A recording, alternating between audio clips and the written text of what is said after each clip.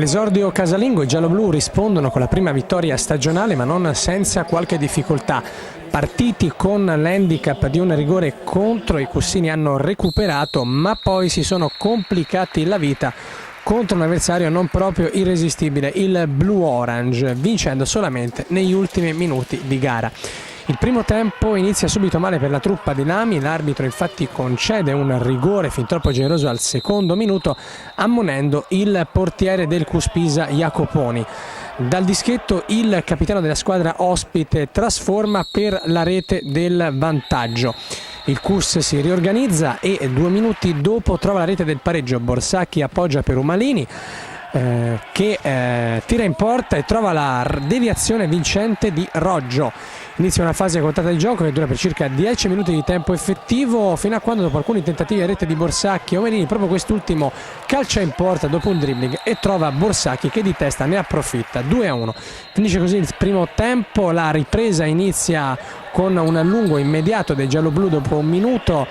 Un'azione simile al 2-1, abbiamo Umalini che calcia in porta, palla che colpisce il palo, arriva Borsacchi e segna la rete del 3-1.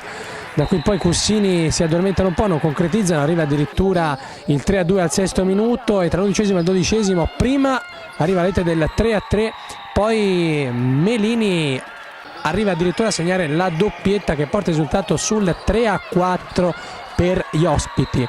A questo punto Lami gioca il portiere di movimento e al 13° sale in cattedra Cofrancesco che segna prima la rete del pareggio con questo tocco sotto misura e poi con un'altra rete molto simile dopo un grandissimo dribbling di Umalini chiude il risultato sul 5-4 a soli 3 minuti dalla fine della partita. Allora ascoltiamo il commento dell'allenatore del Cuspisa, mister Nicolami, ai microfoni di Cuspisa TV.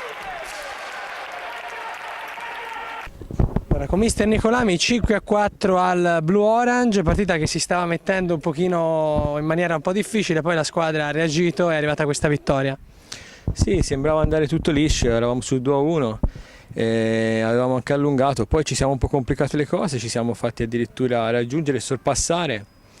Abbiamo dovuto veramente tirar fuori il massimo impegno, utilizzare il portiere in movimento, insomma, e soffrire proprio fino all'ultimo.